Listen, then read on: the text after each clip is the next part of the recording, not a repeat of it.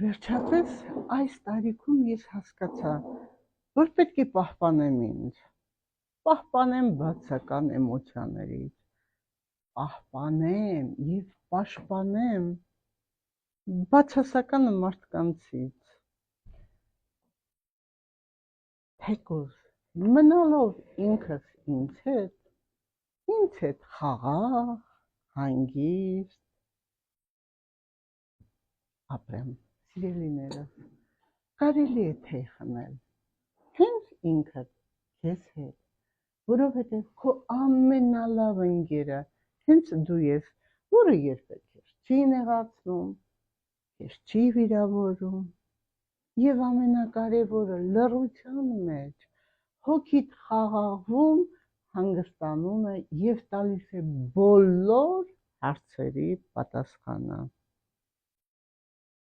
Փորձեք